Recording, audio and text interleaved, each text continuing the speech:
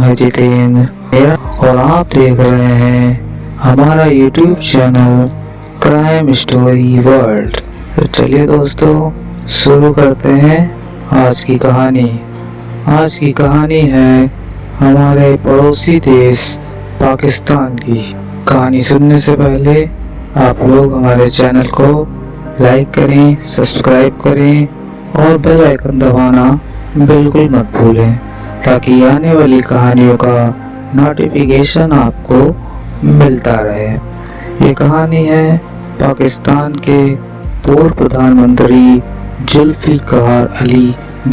कहा जाता है कि पाकिस्तान में जब भी प्रधानमंत्री ने सेना अध्यक्ष बनाया, उसी सेना अध्यक्ष ने कुर्सी पलटी और खुद तानाशाह बनकर बैठ गया। कहानी शुरू होती है पाकिस्तान के एक कसूरी परिवार से। इस परिवार के मुखिया मोहम्मद अहमद खान कसूरी थे। पाकिस्तान के खानदानी रईस और सबसे बड़े वकील कसूरी जुल्फिकार अली भुट्टो से बहुत प्रभावित थे। यही वजह थी कि उन्होंने भुट्टो की राजनीतिक पार्टी पीपीपी ज्वाइन कर ली। भुट्टो भी कसूरी को बेहद पसंद करते थे, लेकिन कुछ समय बाद उन दोनों के बीच विवाद शुरू हो गया। दोनों में अक्सर फैसलों को लेकर विरोधाभास रहता था। जुल्फिकार अली भुट्टो को लोग कायदे आजम भी कहते हैं।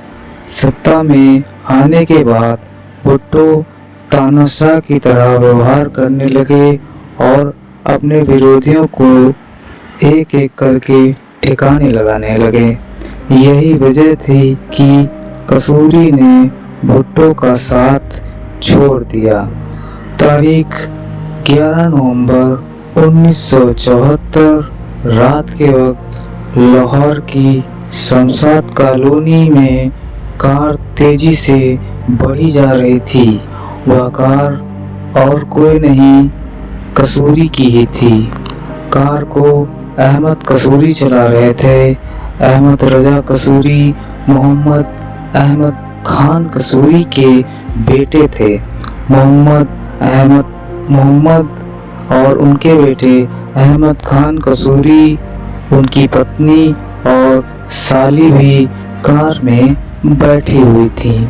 उस कार पर अचानक फायरिंग शुरू हो गई और सभी ने सर नीचे कर अपने को बचाने की कोशिश की और मोहम्मद अहमद खान जो कि कार में बैठे थे और उनका बेटा कार को तेजी से भगा रहा था। लेकिन कुछ देर बाद जब मोहम्मद अहमद खान कसूरी का सिर बेटे के कंधे पर गिरा, तब उनका बेटा यह समझ गया कि हमारे पिता को गोली लग गई है।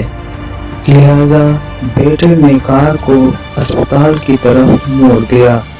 अस्पताल पहुंचने के बाद मोहम्मद अहमद कसूरी का ऑपरेशन शुरू हुआ और यह खबर धीरे धीरे पूरे पाकिस्तान में फैल गई। रात के 2:30 बजे जुल्फिकार अली भुट्टो को खबर दी गई कि मोहम्मद कसूरी पर हमला हो गया है। और डॉक्टरों की लाख कोशिश के बाद मोहम्मद अहमद खान कसूरी को बचाया नहीं जा सका और उनकी मौत हो गई। इस वारदात के अहम चश्मदीद गवाह अहमद रजा थे।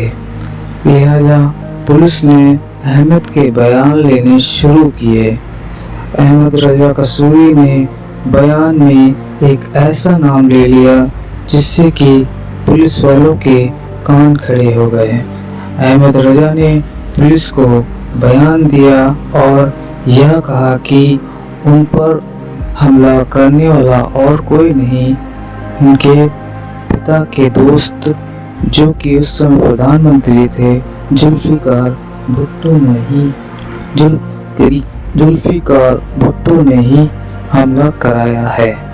यह सुनकर पुलिस वाले भी हैरान रह गए कि प्रधानमंत्री के खिलाफ आखिर एफआईआर कैसे दर्ज की जाए।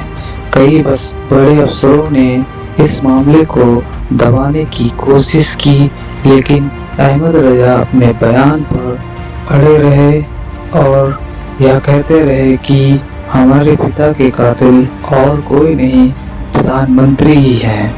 क्योंकि अहमद रजा भी नेशनल असेंबली के सदस्य थे। हत्या के 5 महीने बाद असेंबली का सत्र शुरू हुआ, तब अहमद रजा के हाथ में एक शीशी लेकर वो असेंबली आए थे और कहने लगे, इस शीशी में मेरे पिता का खून है और जब तक मैं अपने पिता के गुनहगारों को जेल नहीं भिजवा दूंगा तब तक मैं शांत नहीं बैठूंगा। उसी असेंबली में जुल्फिकार अली भुट्टो भी शामिल थे, लेकिन हंगामा शुरू हो गया। हंगामा शुरू होते ही विपक्षी दल भी जुल्फिकार अली भुट्टो का विरोध करने लगे। ऐसे करते करते 3 साल गुजर गए, लेकिन कसूरी के हत्यारों का कोई पता चला ही नहीं कि आखिर वह कौन लोग थे। जुल्फिकार अली भुट्टो के खिलाफ कोई कार्रवाई नहीं हुई। इसके बाद चुनाव आ जाता है।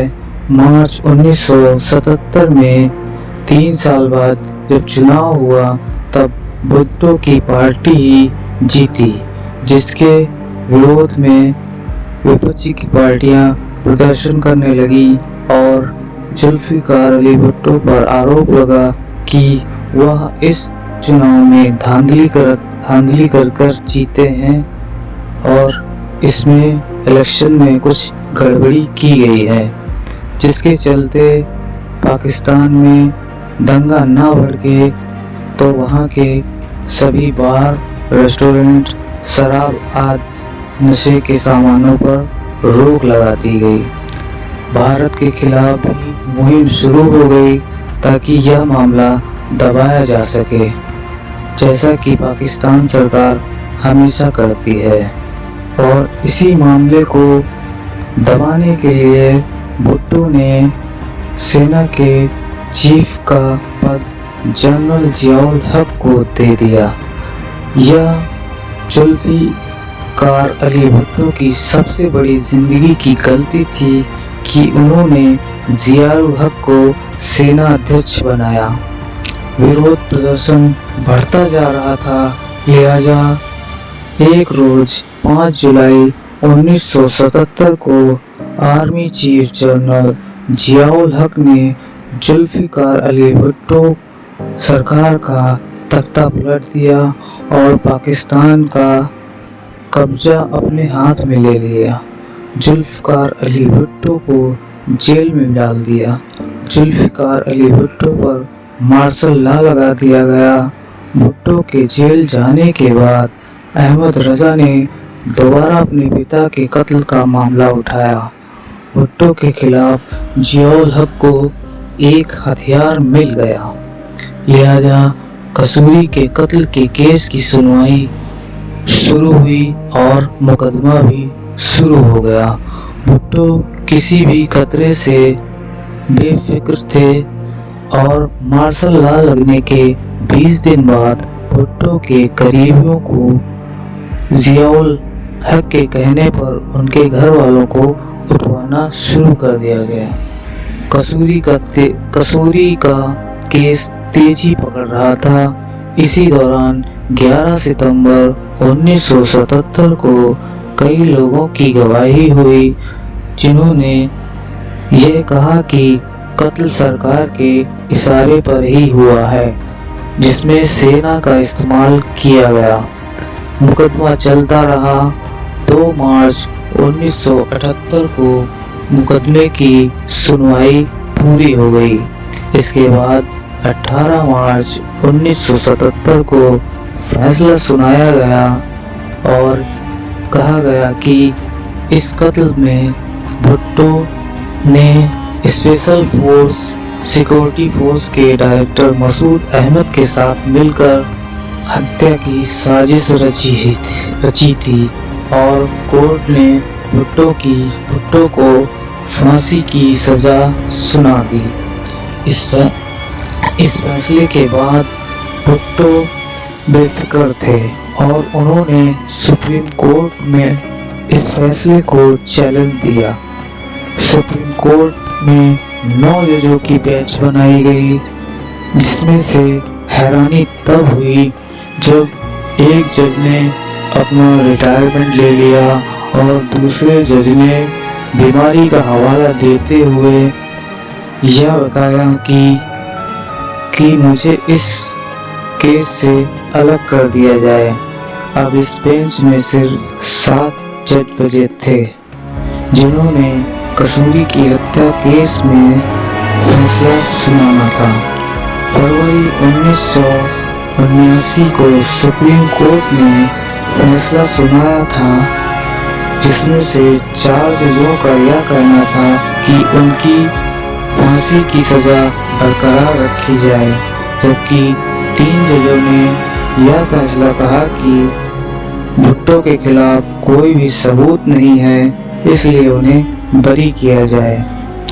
इसके बाद भुट्टो बेफिक्र थे कि केस तो अभी चल ही रहा है, लेकिन अचानक होता क्या है, 4 अप्रैल 1979 की रात करीब 2:30 बजे जुल्फ़िकार अली भुट्टो को जगाया गया जेल में और कहा गया, चलिए आपका टाइम हो गया है। तब भुट्टो को यह बिल्कुल नहीं पता था कि यह उनके फांसी की रात है। भुट्टो ने कहा कि मुझे भी सोना है, लेकिन रात के वक्त भुट्टो को गार्ड ने अपने साथ ले गए और फांसी घर में ले जाकर उन्हें लटका दिया। इस बात की जानकारी ना तो पहले से भुट्टो को थी और ना ही उनके परिवार को दी गई। उनके शव को भी चुपचाप दफना दिया गया, जिससे कि मामला भड़के ना, और उनके लाश को भी उनके परिवार को नहीं दिया गया। यह सब साल भर के अंदर ही हो गया और यह सब जियाउल हक के इशारे पर हुआ था। यह फांसी होने के बाद जजों और कोर्ट के फैसलों पर भी सवाल उठने लगे। कहा जाता है कि पाकिस्तान के इतिहास में ये सबसे बड़ा बेईमानी से भरा फैसला था। कहा जाता है कि इस केस में एक जज ने भुट्टो को जमानत दे दी थी, तो उसको तुरंत पद से हटा दिया गया था। ये भी कहा जाता है कि सुप्रीम कोर्ट के जजों पर भी जियाउल हक का बहुत ज़्यादा दबाव था, इसलिए यह फैसला सुनाया गया। इसके बाद जुल्फ़िकार अली भुट्टो की बेटी बेनज़ीर भुट्टो पाकिस्तान की प्रधानमंत्री बनी, लेकिन उनकी भी हत्या कर दी गई और उनकी हत्या का रहस्य आज तक रहस्य बना हुआ है। उसी तरह कसूरी के कत्ल को कोई भी ये नहीं कह सकता है कि जुल्फ़िकार भुट्टो ने ही उसके कत्ल कराया था या किसी और ने। यह भी एक राज बना हुआ है। तो चलिए दोस्तों, यह कहानी यहीं तक थी और आप लोगों से निवेदन है कि हमें सपोर्ट करें ताकि हम आपके लिए अच्छी कहानियाँ लेकर आते रहें। धन्यवाद। और जाने से पहले हमारे वीडियो को लाइक करें, हमारे चैनल को सब्सक्राइब करें और बेल आइकन दबाना बिल्कुल मत भूलें, ताकि आने वाली कहानियों का नोटिफिकेशन आपको मिलता रहे। जय हिंद दोस्तों।